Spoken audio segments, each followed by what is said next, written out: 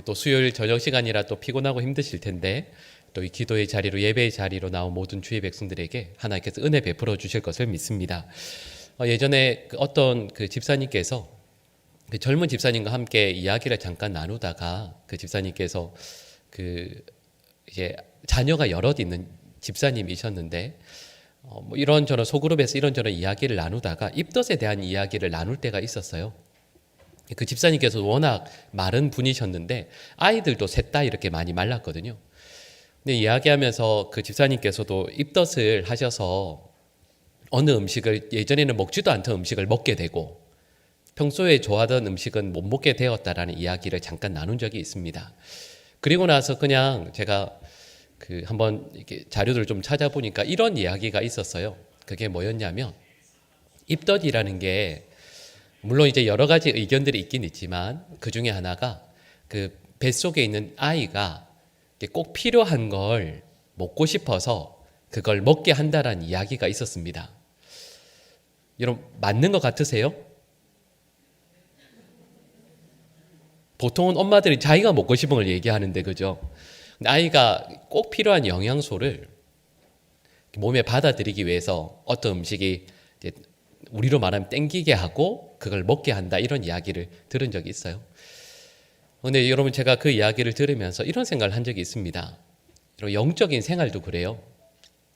이전에 세상에서 세상을 위해 살다가 내 심령에 생명이 심기게 되면 영적으로도요 입덧이 생깁니다. 예전에 그렇게 편하게 하던 것들이 더 이상 몸에 받지가 않아요. 예전에 하던 예를 들면 예전에 그렇게 즐겁던 예를 들면 술이라든지 담배라든지 여러분 실은 그건 아주 작은 것이지만 예를 들면 예전에 아주 즐겁게 그냥 아무렇지 않게 했던 욕 같은 것들도 아무렇지 않게 했던 험담들도 생명이 내 속에 심기어지게 되면 예수 그리스도로 말미암아 내가 새로운 사람이 되었다라고 고백하게 되면 왠지 모르게요 그런 게 몸에 안 받아요. 그런 게 너무 싫어지고 저절로 찾게 되는 것이 있습니다. 말씀을 찾게 되고 기도의 자리로 나아가고 싶어지고 말씀을 읽을 때 감사하고 기뻐하게 되고요. 우리 마리아 차제 찬양대의 찬양처럼 주님 앞에 나오는 것이 기쁨이 되고 주 앞에 엎드려서 회개하게 되고 눈물 흘리게 되죠. 여러분 저는 우리 모든 성도들이 영적으로 볼 때 날마다 입덧할 수 있게 되기를 간절히 축복합니다. 세상의 것들은 점점 싫어지게 되고요. 영적으로 나의 생명이 하나님 앞에서 점점 더 자라나고 또 성숙하게 되면서 주님께서 우리에게 꼭 필요하다 말씀하시는 것들이 저절로 당겨지게 되고 그게 너무 그립고 좋은 우리 믿음의 백성들 될 수 있기를 간절히 축복합니다. 여러분 저희가 오늘 본문 말씀을 읽었는데요. 이 내용을 잠깐 설명드리면 이렇습니다. 1절 말씀을 보면 한 두 사람 정도가 예수님께 찾아와요. 그리고 소식을 전합니다. 근데 간단히 이야기하면 이런 내용이죠. 빌라도가 사람을 죽였습니다. 이런 내용이죠. 빌라도가 군사들을 시켜서 우리 갈릴리 사람들을 죽였습니다. 이게 1절 말씀에 나오는 그리고 예수님께 들고 나온 아주 큰 이슈라고 할 수 있는 사건이었습니다. 근데 여러분 이 사건이 특별한 이유가 있어요. 1절 말씀을 보면 이런 문장이 나오는데 갈릴리 사람들의 피를 그들의 제물에 섞은 일이라는 단어가 나옵니다. 문장이 나와요. 여러분 자 다시 한번 말씀드려 볼게요. 갈릴리 사람들의 피를 제물에 섞었다. 여러분 딱 이렇게 하면 어떤 모습이 딱 떠오르세요? 여러분 저는 어렸을 때 이런 생각을 했어요. 어렸을 때 그 설교 말씀을 듣거나 이 성경 말씀 읽으면서 어릴 때니까요. 어릴 때 어떤 애니메이션이나 아니면 어렸을 때 들었던 동화 같은 마녀 나오는 이런 걸 보면 큰 항아리 같은 거에다가 동물의 피를 확 붓고 거기다 사람의 피를 부어서 막 히히히 웃으면서 이렇게 주걱으로 젓는 모습 여러분 그런 거 떠오르지 않으세요? 확실히 주일학교를 좋은 데를 나와야 돼요. 그죠? 근데 여러분 저는 진짜 그런 줄 알았거든요. 어렸을 때요.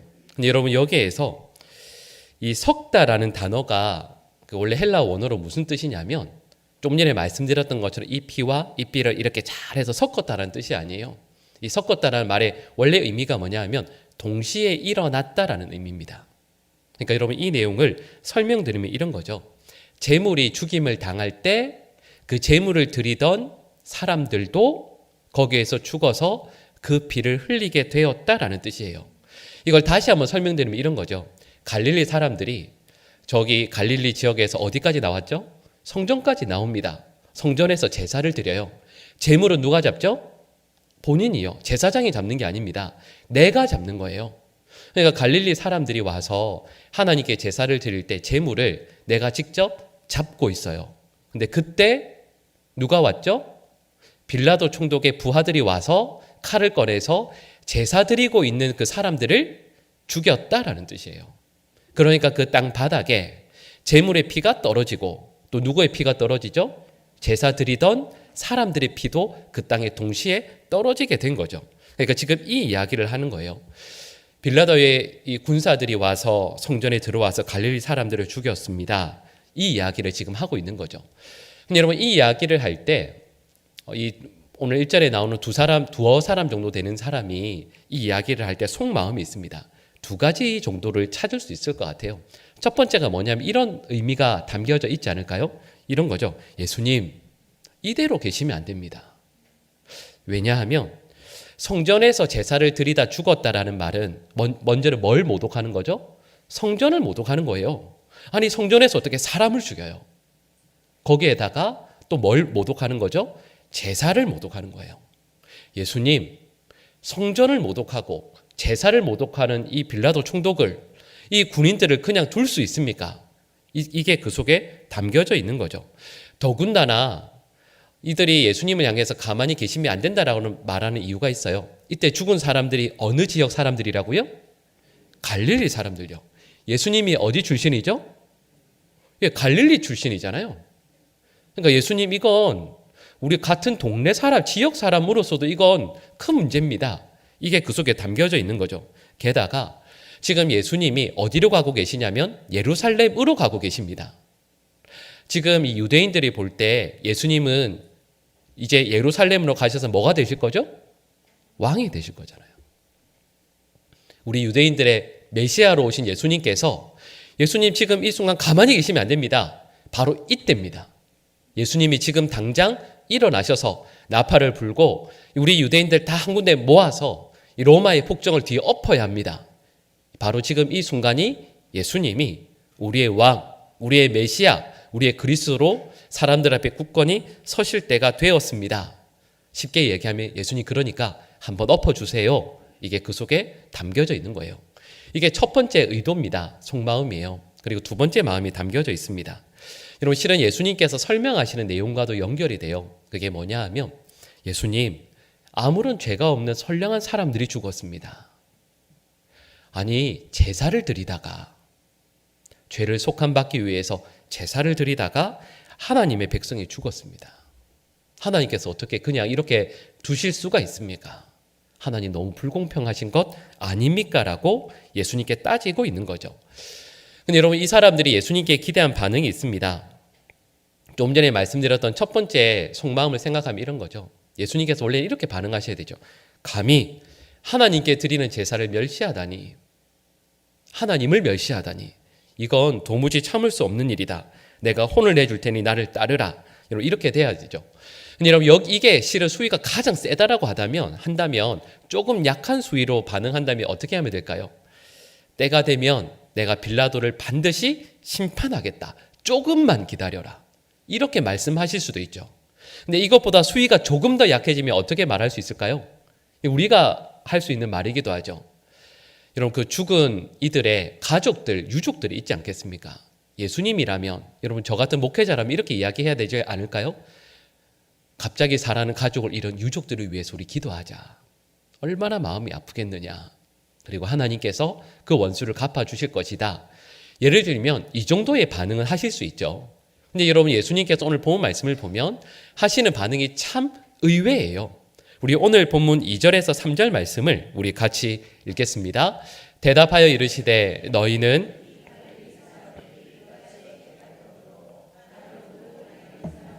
죄가 더 있는 줄 아느냐? 너희에게 이르노니 아니라 너희도 만일 회개하지 아니하면 다 이와 같이 망하리라. 아멘. 여러분, 제가 좀 전에 말씀드렸던 내용들을 쭉 생각을 해봐도 실은 그들에게 있었을 두 번째 속마음은 실은 오늘 본 말씀을 보면 원래는 나타난 게 아니었어요. 어쩌면 이들은 예수님께서 메시아로 그리스도로 유대인들을 봉기해 해서 로마를 뒤엎길 원했을 거예요. 근데 예수님은 참 이상하게도 오히려 다른 이야기를 하시죠. 그게 뭐냐 하면 저희가 읽은 2절에서 3절 말씀에 나오는 것처럼 너희들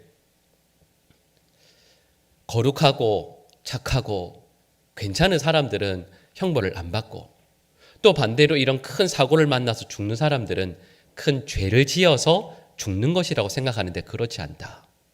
오히려 너희들이 회개하지 않으면 이 사람들처럼 망하게 될 것이다 라고 예수님께서 말씀하시는 거죠.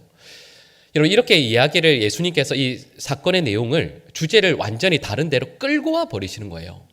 그리고 이건 이전에도 이 유대인들이 늘 가지고 왔던 생각이죠. 그게 뭐냐 하면 불행한 사고, 갑작스러운 재난으로 인해서 누군가가 비참한 죽음을 맞이하게 돼요. 그러면 우리 다 그런 생각 가지고 있잖아요. 기본적으로 인과응보적인 생각을 가지고 있죠. 아, 저 사람 그렇게 잘하는 것처럼 보이더니 실제로는 그 속에 다 우리 모르게 죄 짓고 있었구나. 하나님께서 그걸 보시고 저 사람한테 죄를 갚으셨구나. 이렇게 생각해요. 여러분, 교회 안에서는 안 그런가요? 여러분, 혹시 그런 경험 없으세요? 길을 가다가 큰 사고를 만났어요. 아니면 갑자기 큰 중병을 얻어서 병원에 입원했어요. 근데 병문안 오신 어떤 기도 많이 하는 권사님이 손을 꼭 잡고 이렇게 이야기하세요. 회개해. 너 11조 잘 드렸어? 너 헌금 제대로 안 했지? 너 자녀들 믿음 생활하라고 그렇게 잘 안 가르치더니 너 언젠가 이렇게 될 줄 알았어. 교회에 실은 이런 경우들이 있어요. 좀 전에 방금 말씀드린 이 내용도 그리고 실은 유대인들이 그들의 사고 속에 가지고 있었던 전제가 있어요. 그게 뭐냐 하면 착한 사람은 하나님께서 복을 주시고 죄 지은 사람은 하나님께서 반드시 벌을 주신다. 네, 만약에 누군가가 큰 벌을 받는다라고 하면 그건 그 사람의 죄 때문이다라고 생각해요. 근데 예수님은 그들을 향해서 이렇게 말씀하시는 거죠. 죄가 더 있어서 이렇게 해를 받은 게 아니다. 너희도 회개하지 않으면 망하게 될 것이다. 이런 말씀이에요. 여러분, 여기에는 예수님의 의도가 담겨져 있습니다. 어떤 의도냐면 이런 거예요. 여러분, 잘 들어보세요. 만약에 하나님께서 착하면 복을 주시고 악하면 벌을 주신다라고 하면 무슨 의미일까요? 지금 내 눈앞에 있는 너희들 먼저 죽어야 한다. 이런 뜻이에요.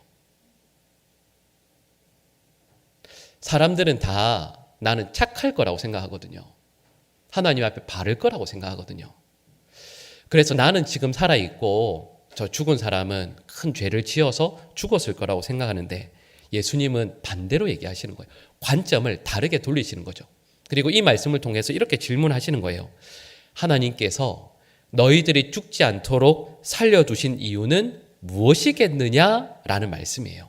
실은 이게 오늘 본 말씀의 내용을 가장 잘 드러낼 수 있는 문장입니다. 사람들은 이렇게 이야기해요.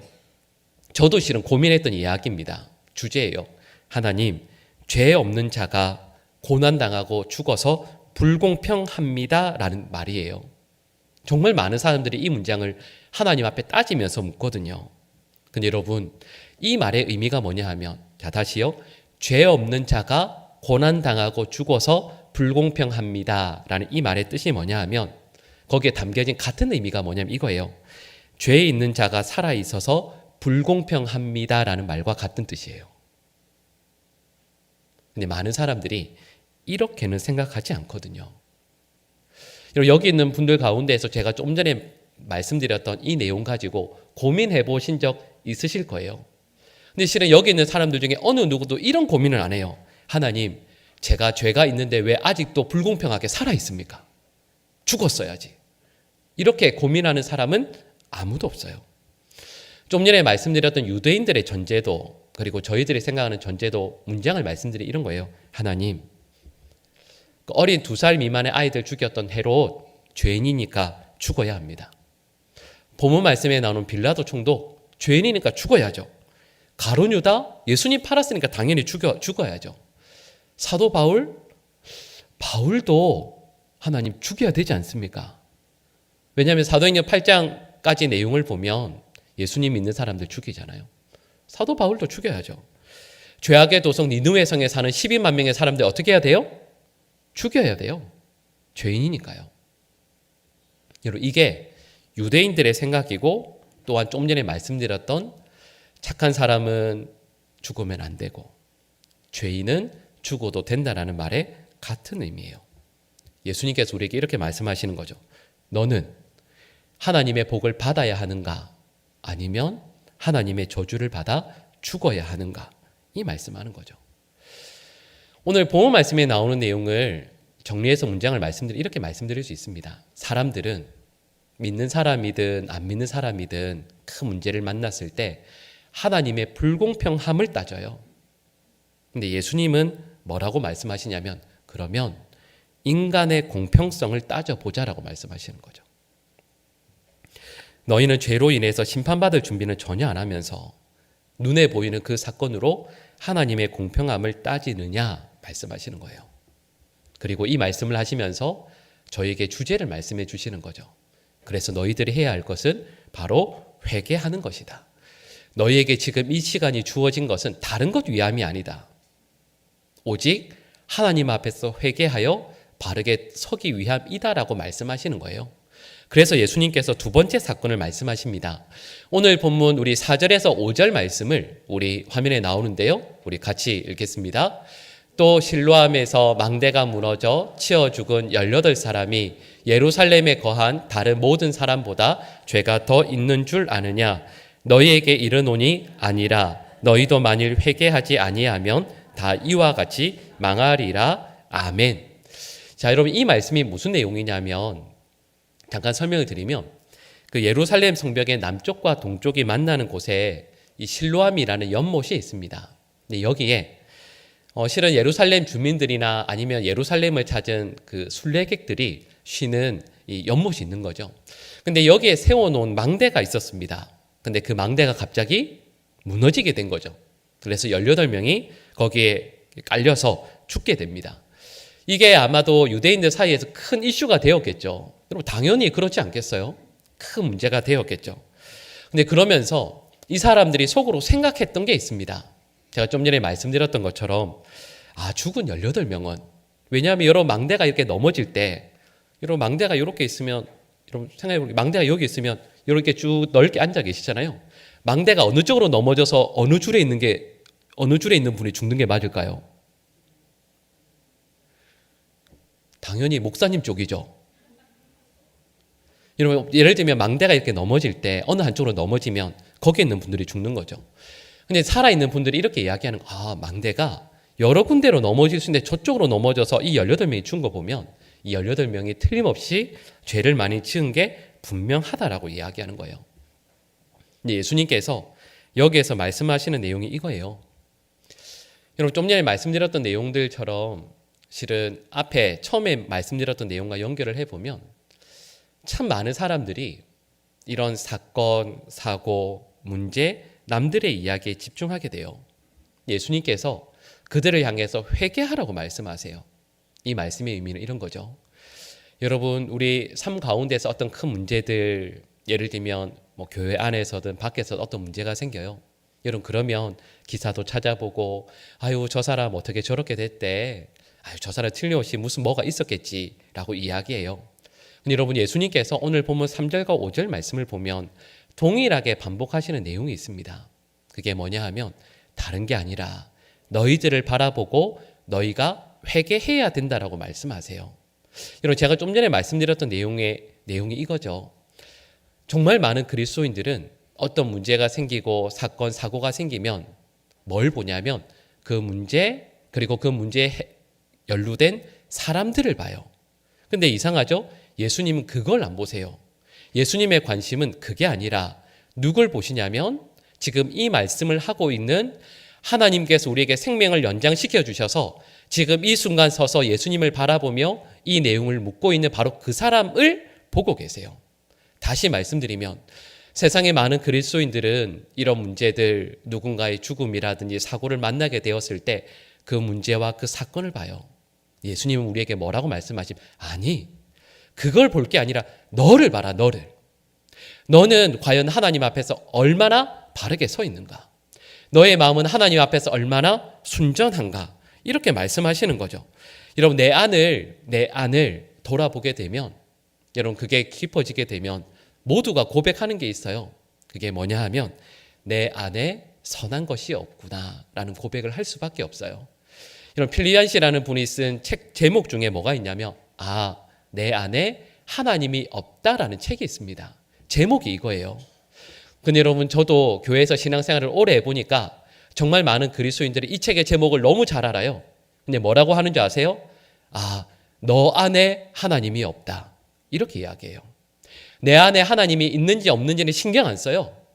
하나님께서 정말로 내 마음에 살아 계시고 내 마음을 붙드시고, 그래서 내가 얼마나 하나님 앞에서 죄인인지를 신경 안 써요. 누굴 봐요? 내 옆에 있는 사람들을 봐요. 하나님께서 그의 마음 가운데 계신지 안 계신지는 정말 봐요. 내 안에 하나님이 계신지는 안 봐요. 예수님께서 말씀하시는 게 이거예요. 너희들 이런 큰 사고 만났을 때, 누군가가 이유를 알 수 없는 고난을 만나게 되었을 때 왜 하나님을 향해서 공평하신지 안 하신지, 그리고 저 사람은 무슨 죄를 지었는지 이걸 물어보는데, 아니, 지금 너의 안에 과연 하나님께서 살아계신지, 너는 하나님의 말씀에 순종하여 바르게 살아가고 있는지, 말씀의 표현대로 하면 너희는 하나님 앞에 진정으로 회개한 하나님의 백성이 맞는지, 그걸 예수님께서 말씀하시는 거죠. 그래서 오늘 본문 말씀의 전반부의 내용을 한마디로 말씀드리면 이거예요. 삶의 어려움들을 만날 때, 삶의 문제들을 만나게 되었을 때, 누군가가 고난을 만나 아파하고 힘들어하고 있을 때, 저 사람은 무슨 죄를 지었나? 아니면 나는 저 사람보다 좀 더 나은가? 아니요. 어떤 문제, 어려움들을 만나게 되었을 때 우리 모두는 우리 자신을 바라보며 하나님 앞에 회개하는 믿음의 사람이 되어야 한다라는 것을 말씀하고 있는 거죠. 여러분, 저희 모두가 지금 사순절을 보내는 중에 있습니다. 여러분, 사순절을 보내면서 오늘 하루 여러분의 관심이 무엇이었습니까? 혹시 신문에 나오는 어떤 사건, 맞아요. 그런 사건들 너무 중요하죠. 어떤 정치적인 이슈든 세계 곳곳에서 일어나는 어떤 문제이든 중요하죠. 여러분, 이 사순절 기간을 보내면서 혹시 우리의 마음을 하나님 앞에서 우리의 영혼이 얼마나 바르게 깨어져 있는지, 하나님께서 나를 어떻게 보실지, 하나님께서 나를 얼마나 귀하게 여기실지, 혹시 하나님께서 나를 보시면서 속상해 하시는 것은 아닐지, 그걸 바라보고 생각하고 그것 때문에 통곡하는 하나님의 백성이 되어야 한다라고 저에게 말씀하고 있는 거죠. 여러분, 하나님께서 이 은혜의 시간들로 이 사순절을 보내는 우리 믿음의 백성들 될 수 있기를 간절히 축복합니다. 근데 여러분, 오늘 본문에서 실은 여러 가지 내용들이 나오지만 예수님께서 저와 여러분들에게 꼭 회개해야 할 것이 있다라고 말씀하세요. 여러분, 그 내용이 뭐냐 하면 오늘 본문 6절에서 9절 말씀을 한번 잠깐 눈으로 보시겠어요? 여러분, 이 내용 아시죠? 예수님께서 비유를 하시는 내용입니다. 한 주인이 나와요. 근데 여러분, 한 주인이 나오고 장소의 배경이 어디죠? 포도원입니다. 포도원에는 뭘 심죠? 포도나무요. 근데 오늘 말씀해 보니까 주인이 포도원에 뭘 심죠? 무화과 나무를 심습니다. 아마 그 성경 배경이나 이런 내용들을 들어서 아실 거예요. 무화과 나무는 아무데나 심어도 잘 자라요. 열매를 잘 맺습니다. 근데 주인이 일부러 특별히 구별하여 내 소유로 만들어 놓은 포도원에 이 무화과 나무를 심습니다. 무슨 의도일까요? 좋은 열매를 얻기 위함이겠죠. 다른 게 아니에요. 그 공간을 내어서 특별히 무화과 나무를 배려해서 여기에 심어준 거죠. 근데 이 무화과 나무가 3년이 되도록 열매를 맺지 못합니다. 그때 포도원 지기가 뭐라고 하죠? 원래는 주인이 베어버리려고 하는데, 찍어버리려고 하는데 포도원 지기가 나섭니다. 주인님, 1년만 더 유예기간을 주십시오. 1년 주시면 제가 열심히 애써서 반드시 많은 열매를 맺게 하겠습니다. 이 말씀이에요. 여러분, 이 말씀의 의미가 무엇인지 실은 복잡하지 않게 우리는 금방 알 수가 있어요. 그리고 여기 포도원에 심겨진 이 무화과 나무가 누구를 의미할까요?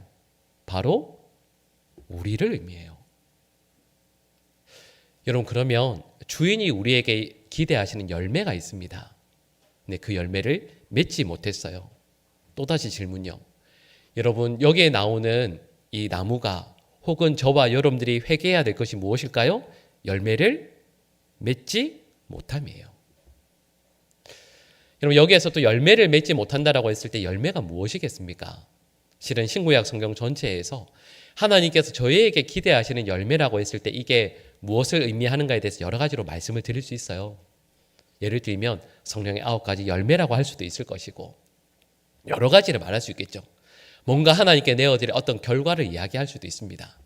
근데 여러분, 이 모든 걸 쫙 모아서요, 딱 한 단어로 이야기할 수 있어요. 그게 뭐냐 하면 변화예요. 변화를 의미합니다. 예수 그리스도를 나의 주로 모시고 나서 변화되는 것들요. 예수 믿기 이전에는 이렇게 삶을 살았는데 예수 믿고 나니 그 모든 것들이 다 싫어지게 되고 예수 그리스도를 나의 구주로 모시는 사람이 좋아하게 되는 것들을 자연스럽게 따라 살게 되는 것. 예수 그리스도를 나의 구주로 모시는 사람만 지을 수 있는 표정, 예수 그리스도를 나의 주로 모시는 사람만이 추구할 수 있는 삶의 목표, 그 모든 것들이 내 삶의 변화로 나타나는 것을 의미해요. 그런데 말씀에 나오는 것처럼 이 포도원에 심겨진 무화과 나무가 여전히 그대로인 거죠. 그리고 예수님께서 저와 여러분들에게 이 말씀하시는 거예요. 저희들이 예수 그리스도를 알고 사랑하고 믿게 된 하나님의 자녀로 변화되어진, 그래서 좀 전에 말씀드렸던 것처럼 그 변화의 열매를, 성령의 9가지 열매를 우리의 삶 가운데 주렁주렁 맺어서 하나님 앞에 기쁨으로 나아갈 수 있는 믿음의 백성이 될 수 있게 하기 위해서 우리 주님께서 오늘 이 하루를 우리에게 허락해 주셨다라고 말씀하는 거예요. 우리가 죄가 없어서 이 하루를 살아있는 게 아니라 세상의 전체를 보면 어떤 이들이 정말 억울한 죽음을 당하기도 하고 애매하게 고난을 당하다가 죽음을 만나기도 하는데, 그래도 우리가 살아있는 건 우리가 이롭거나 우리가 훌륭해서가 아니라 우리에게 열매를 바라시는 예수 그리스도께서 하나님, 보강중앙교회 저 한 성도 오늘 하루 허락해 주십시오. 열매 반드시 맺을 수 있도록 내가 그와 함께 하겠습니다. 땅을 파고 걸음을 주고 그 곁에서 늘 돌보면서 계속 말씀을 건네면서 반드시 주님께서 기뻐하시는 변화를 이루어내는 하나님의 사람으로 서게 하겠습니다. 그러니 오늘만 참아주십시오. 이 한 해만 참아주십시오라고 예수님께서 말씀하고 있는 거죠. 그것 때문에 저와 여러분들이 이 하루를, 그리고 이 한 해를 살아있는 거예요. 저희가 뭔가를 잘해서가 아니라, 이 한 해가 우리에게 당연한 게 아니라 우리에게 주님께서 변화를 기대하시기 때문에 이 하루를 허락해 주신 것이죠. 여러분, 실은 이 말씀을 대하면서 저희들은 말씀 가운데에서 그래, 또 이러니까 올 한 해 그냥 넉넉하게 여유를 부리면서 살 수 있겠다라고 생각하시는 분은 아무도 없으실 거예요. 우리 예수님께서 저와 여러분들을 위해서 지금도 간구하시면서 이 한 해 실은 매일매일의 삶을 저에게 은혜로 공급해 주시고 허락해 주시는 거죠. 여러분, 저는 우리 모든 성도들에게 하나님께서 은혜 베풀어 주셔서 여러분 매일 아침 일어나셔서 기도로 하루를 시작하시고 시간이 가면 갈수록 예수 그리스도를 많이 닮아가고 삶이 변화되어지고 하나님 앞에 올려드릴 수 있는 열매가 많아지는 우리 모든 주의 백성들 될 수 있기를 간절히 축복합니다. 제가 만났던 어떤 분들 중에서 어떤 분이 저에게 이렇게 말씀해 주신 게 있었어요. 목사님, 저는 은사 받은 게 있다고. 그래서 무슨 은사냐고 그랬더니 초지일관의 은사를 받았다고. 예전이나 지금이나 변화가 없다고. 제가 웃으면서 그러시냐고 했지만 여러분, 실은 그건 은사가 아니죠. 여러분, 예수님 믿고 나서 시간이 가면 갈수록 더욱더 예수님을 닮아가고 변화되어지고 하나님의 기쁨으로 늘 살아갈 수 있는 우리 모든 주의 백성들 될 수 있기를 간절히 축복합니다.